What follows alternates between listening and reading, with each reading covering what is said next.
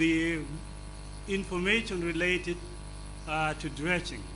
And those questions will, whatever findings will come from that feasibility study will address some of these questions. For example, it brings out the concept of sovereignty. South Sudan as a sovereign nation, an independent country, is implicated in this project and in this kind of simple question, that is whether this project is an Egyptian project or a Sudanese project. But let's all talk about this tomorrow. The question that I want to address here relates to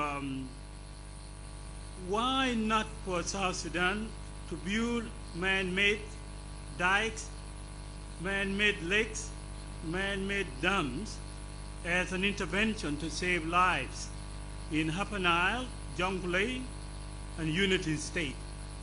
We also have presentation under the water resource management, if you looked at the schedule, but I will quickly respond briefly and expand on it when we have that presentation. Sorry, Mr. Deng, if I can interject. We may leave those for tomorrow, saying that we're bound by time. I wanted to refer it to Honorable Joseph Africano to respond to the initial question alluding to environment, and then we'll proceed. Thank you.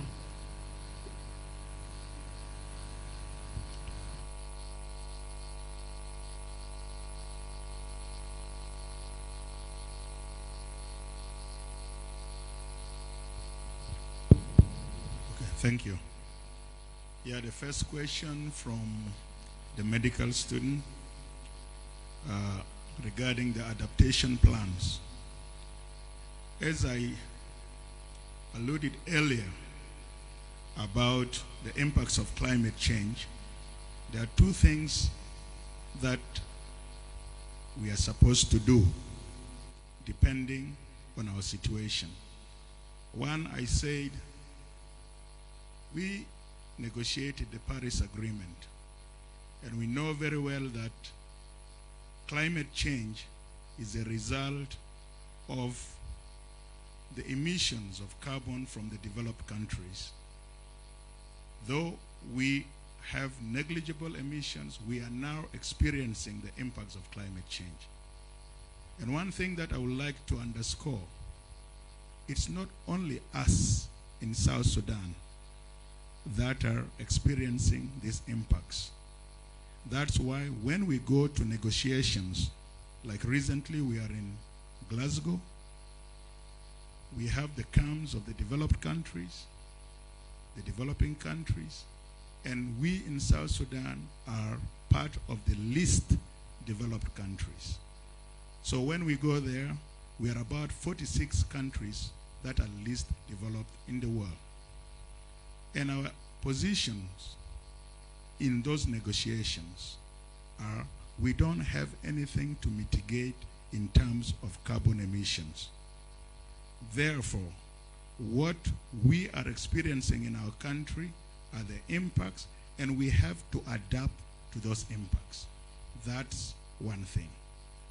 And being a member, a party to the United Nations Framework Convention for Climate Change, every country is supposed to come up with an adaptation plan or program of actions, which we as a country did with all the environment line ministries.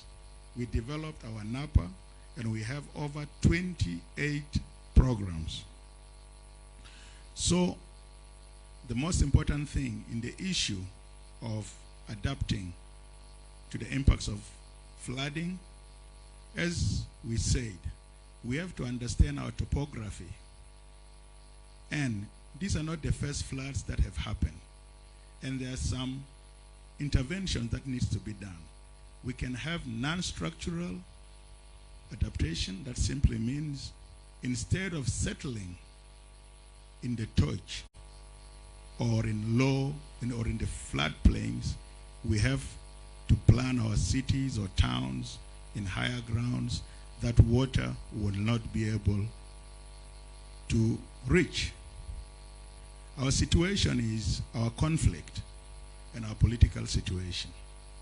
In the eastern part of Jonglei, we have areas that are high ground. But because of the conflict between the Dinkabor, the Murle, the Anuak, and the Nuer, those areas are insecure. So most people have to move close to the river. And according to my little knowledge, Bor means floods. So what are you going to do? Are you going to change the name of Bor to something? It's floods. So you need to adapt to that situation. And the people who live there, okay, it's because we don't have the resources. Otherwise, we can build our houses in the water. It's possible. If the resources are there, we can do it. Okay? Then, so that's one thing that we need to do. And also, when we are going to look to adaptation, it's not only about floods, but now the climates are changing. We have also to embark on smart agriculture. Get seeds that have short rotations, that are having pest control, and all that. So smart agriculture is one thing that we'll try to do. It's good that we understand there are two things that we need to do. One is disaster preparedness. It's going to happen. We have to be prepared for these disasters. And two, emergency response have to be there. And three, the long term of what are we going to do. Because at the moment, I would like to underscore and make this clear to everybody. Yesterday, the president decided to freeze or suspend any activity dealing with dredging until some comprehensive studies are conducted. So at the moment now, what we are trying to do here is with these lectures for people to appreciate that. We in the Ministry of Environment have been directed to take lead in that, and from Tuesday, we'll come up with a comprehensive plan and a budget to do it. These studies are not going to be cheap. I remember I was with the United Nations Environment Program, and we did a study on the impacts of shale oil extraction in the Niger Delta. That study alone took $100 million. So if we are going to conduct these studies, it's going to have a lot more that we need to look into in terms of budget. Because what we are going to do, we'll come up, we'll send our people, because it's not a matter of everybody saying dredge, dredge. Dredge what? We need to go to the sites. We need to ascertain exactly what is the problem there. If it's a matter of weeds, it can be cleared. Okay, so dredge, let's keep that one. The studies will come up with recommendations that the government will take. Because in the end, what we want is a win-win. We need our people to have a livelihood, and we need our environment to be protected. On the issue of environmental laws, yes, we have an environment policy that was passed in 2015, and we'll have to review it in 2026. Based on that environmental law, we drafted our environmental bill and regulations, and they were submitted to the Ministry of Justice. And I don't know whether Makwi was at that time the minister. No, I think you are not. So since then, it's over 10 years. The Ministry of Justice have not kind of like passed that bill to the Council of Ministers, then take it to Parliament. What we have done recently, because we understand that without the laws, a lot of issues might encroach. So we have withdrawn that bill from the ministry, and we are reviewing it.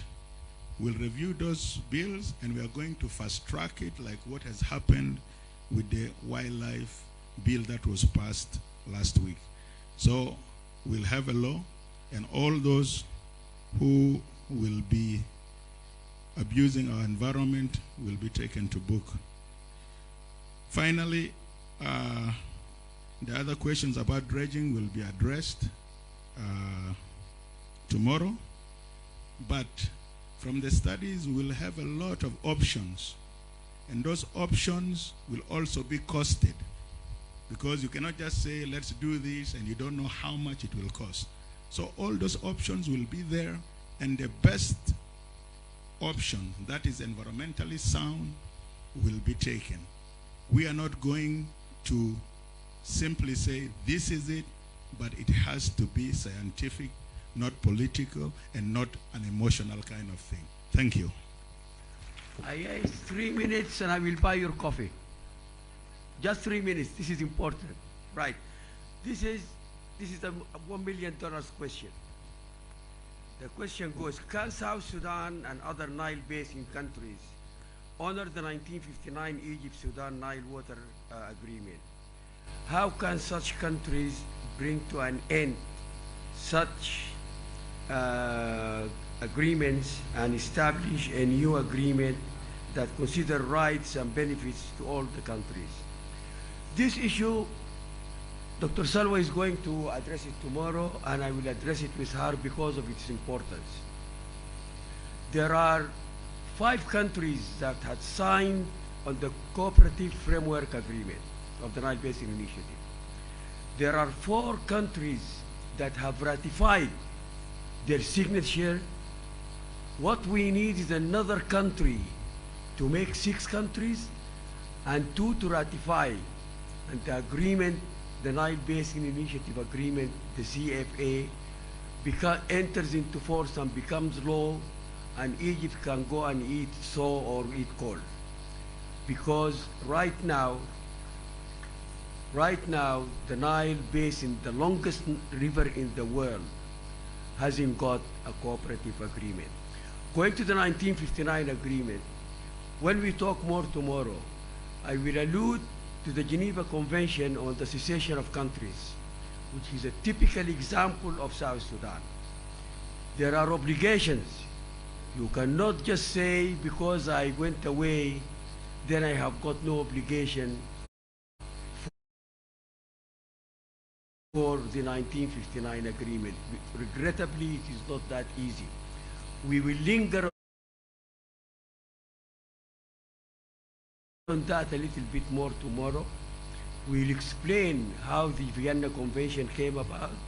We'll explain what it is, and then we would want to speak to a later stage, speak to our legal department, legal affairs, to see how we can compile all these agreements. I have them all. I have all the agreements that were signed on the Nile since 1898, all of them. And I have all the agreements that deal with waterways and water issues globally, United Nations and others. So we can compile a library within legal affairs and probably within the University of Juba as well, so that the younger generation can have resources. The big question is, are there resources now? According to my knowledge, no. And tomorrow we'll expand on that. Thank you. Okay. I think that falls right into where we're heading with the conversation. It's always great to have conversations started at such an intellectual or scientific engagement. So this is a positive thing. Now, I'd also like to commend our honorable ministers and the experts for, in fact, directing us to continue with the program.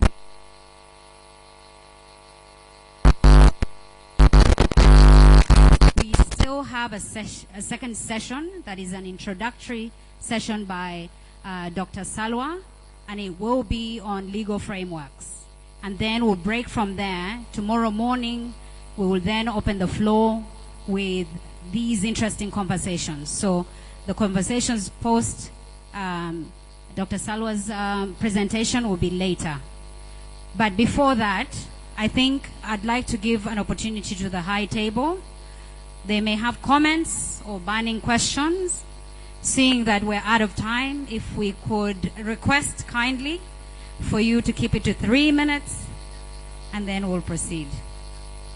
Okay.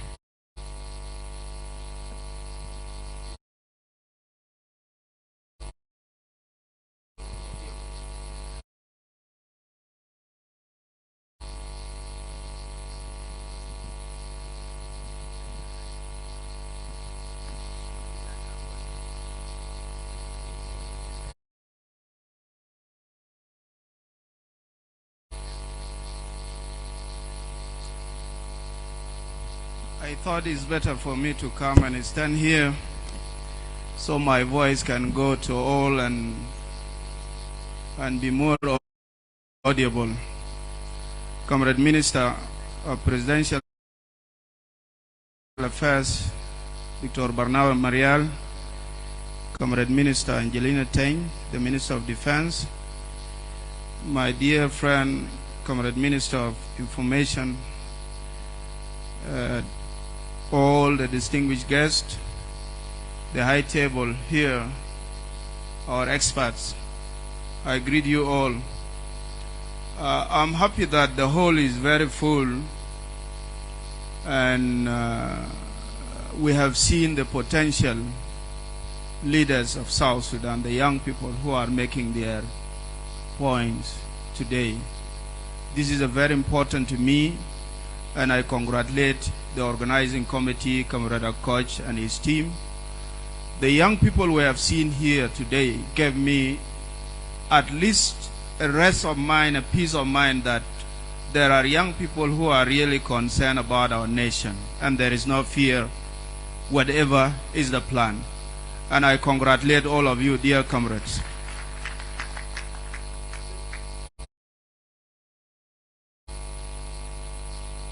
For the issue of dredging, I'm not an hydrologist, as I mentioned last time, but there is a difference between excavation and dredging, or deepening. When you excavate, you are deepening it, and I believe tomorrow they are going to give a very good lectures about this.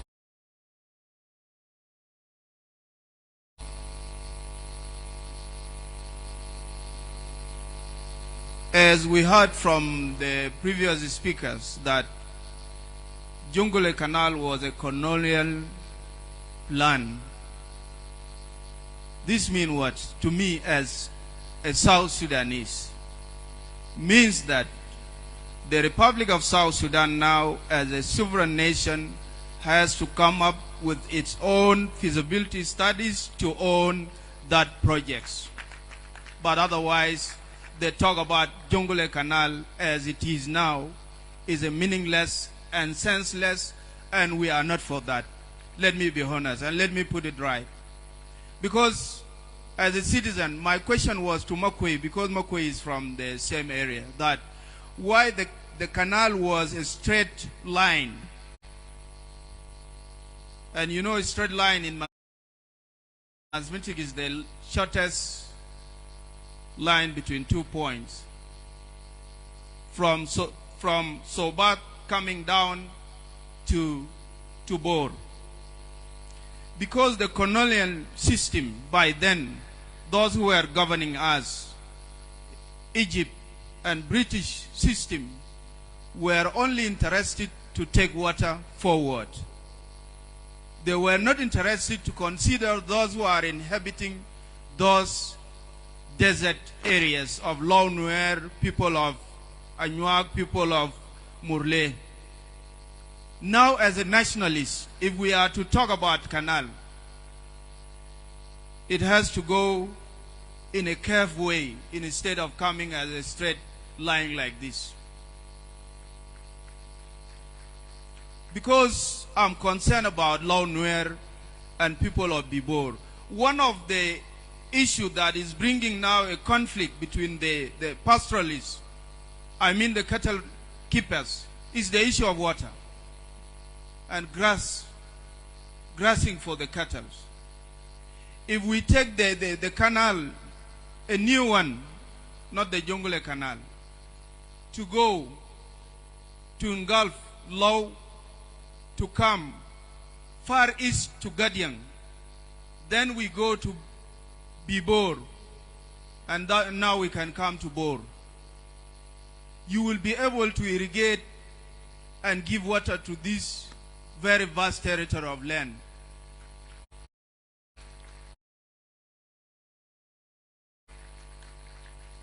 And that will solve a lot of problems.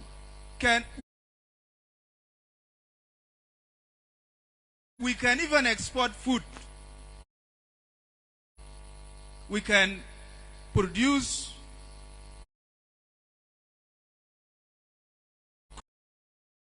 crops, irrigation system. Now in Israel,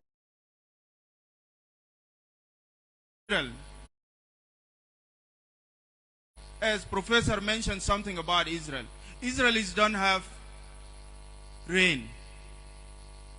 But they did something very impressive. They did what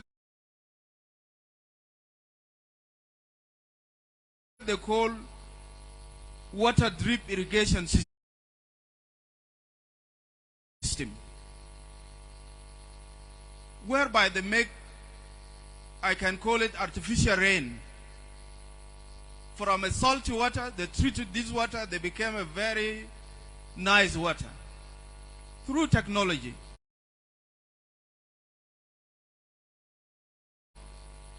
You as South Sudanese, you are blessed with 8 to 9 month rainy season.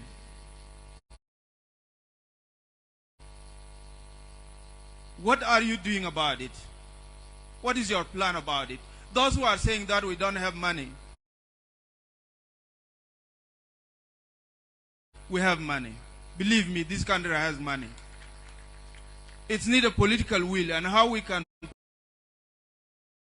prioritize our priorities as the government. How many barrels are we producing per day? 130,000 per day. 1 barrel of oil now is $113 or $115. People of mathematics, help me with the calculation. Then how much millions of dollars are we producing in a year? What are, the next question will be, what are the priorities that we as the people of South Sudan are putting as things that need an urgent budgeting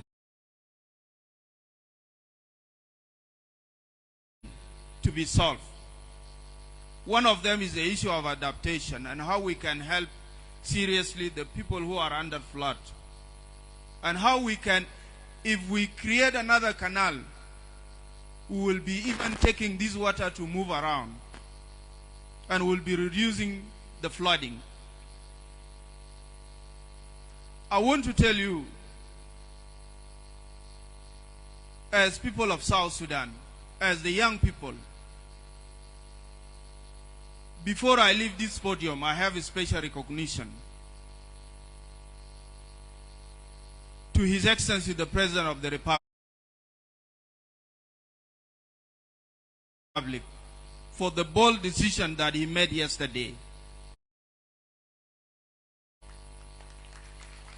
From there now, the ball is in your ground. It is you now to decide and give your recommendation to the Secretariat. And I believe His Excellency the President will direct the government that this is the path.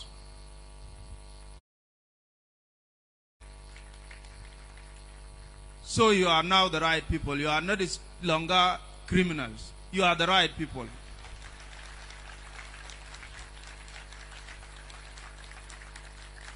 Because it is your country.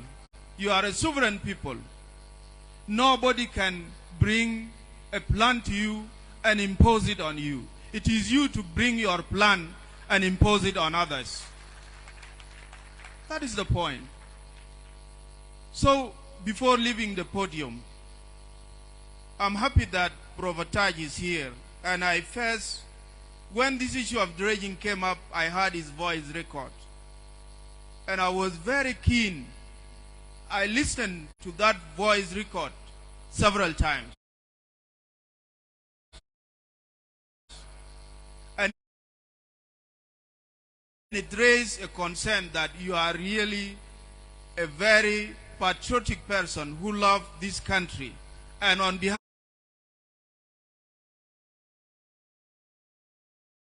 of the young people, let me give you that privilege.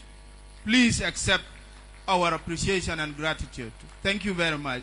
May God give you more age to live and guide us as the young people of South Sudan. Though you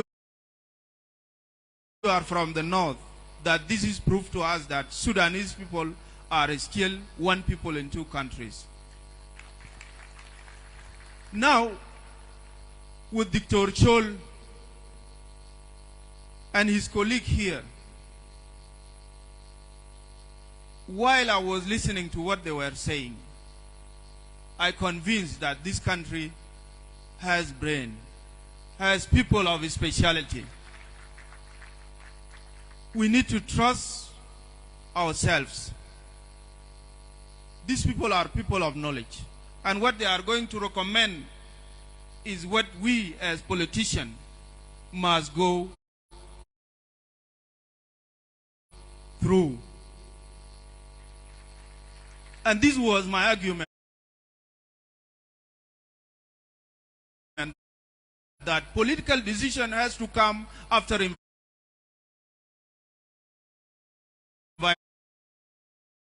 environmental or after a thorough research and feasibility studies is being done. That will be the way. So we can have a very good outcome and results. So Your Excellency, the Minister, as the one representing His Excellency, the President here, please send our regards that the 8 million youth of South Sudan are standing with His Excellency, the President, in his decision that he made yesterday. And I invite the youth to make this hall full for the next 2 days, to come and raise your voices, to come and bring your arguments. Our academia, the universities, led by the University of Juba, let them come and argue here with the people of the knowledge. And then from there, we will have a political direction. This country is our country. We fought for it.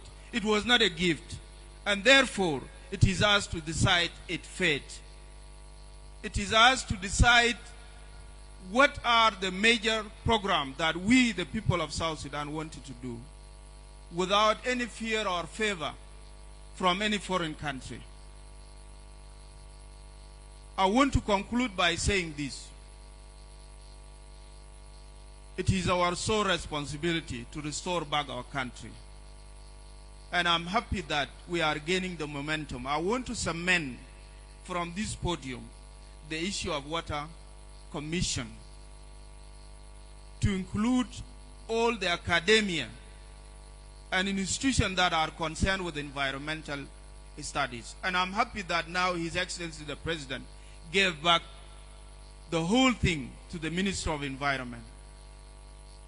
And I congratulate Comrade Minister of Environment for raising her concern from day one.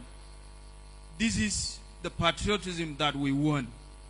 Now, after the Ministry of Environment comes up with report and research, then now the political decision will come. So into Shabab Junub Sudan, البلد ده بلد بتاعكم. ارفع صوت بتاعك، قول الكلام الفراسك مع كل احترام. كلام ده مهم جدا. انا بختم واقول لكم الحرية نور ونار، من اراد نورها فليكتوي بنارها. اذن قل ما تشاء كن ما تقول، فان تقولها تمت ان لم تقولها تمت. اذن قلها ومت وليعيش جنوب السودان حرا.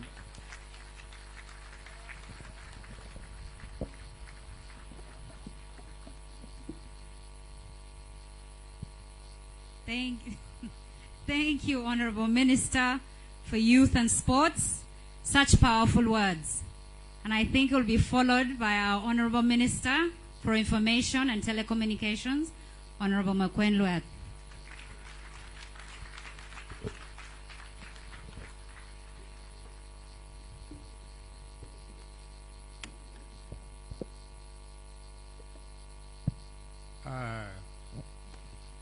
His Excellency Dr. Barnaba, my colleagues, the ministers, distinguished presenters, our experts, national and international experts, our invited guests, ladies and gentlemen. Today, I did not come here actually to say anything, but I came to attend and listen to the advice of the experts. I came here to listen to the experts. Most of the people have been saying, why is Michael keeping quiet? Yes, I've been keeping quiet because I don't want to jump into the unknown. Because I'm not an expert in this particular field. And if you ask me about on anything to do with the law, I'm ready to go with you longer. But in this field, this is where I wait to listen to the experts so that I can decide from an informed position. And this is what we are here for. Yes, the government had passed a resolution for the dredging. To me, dredging, the way I understood it, is the dredging I know. I knew those days when I was a schoolboy. When I was a schoolboy, dredging used to be done in all the rivers, including Juba Nabari. Dredging used to be done, and by dredging, what I understood by dredging is clearance, is clearing the Nile from all obstacles that obstruct navigation. This is how I came to understand it. And it was being done ever since. It is us, when we started the War of Liberation, that we stopped it.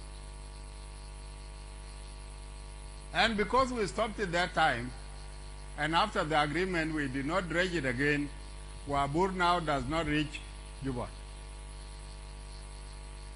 The key of the river port of Juba is already sandy and it is kalas. It is almost forgotten now. And you can walk on foot to the Jazeera. This is what was being done by dredging. Now all the boats stop at Mangala, and soon they will be stopping in Bor. This is how I understood the dredging, and this is how I came to know the importance of a dredging, especially when I last went to Bentiu to find that from Lake Bentiu, from Lake No way inside up to Bentiu. Leave alone going to Mashrarek, going to all these areas up to Wow. All these have stopped and have been forgotten.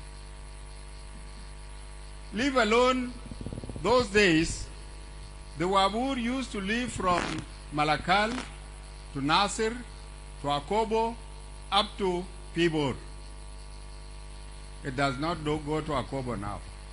It goes only up to Nasir and back. The Wabur used to go up to Ethiopia. It used to go to Ethiopia to that station, what do you call it? Up to, no, it goes beyond Juko, goes to Ethiopia, to Gambela. So Abur used to go up to Gambela. But is it going now? No. All these were being done through dredging. I don't know, the dredging might have taken a different meaning. But the dredging I know those days is what I know now. But the current dredging seems to have brought in so many things, including deepening, which I did not know before. Now, when you make a deepening, according to what I'm hearing, because I'm surprised that dredging includes deepening to 50 meters. If you deepen a river for you will go beyond the underground water. This is what I know about it, because underground water maybe shall come in meter. Anyway, the most important thing is this. We need to differentiate between dredging and excavation of the canal. As is stated by my colleague earlier, we have never touched anything about the Jonglei Canal. And he who ventures into that says it on his own. Says it on his own, because up to now, as a government, we did not sit one day to discuss anything to do with the Jonglei Canal. And this will not just go anyhow. It has to be done after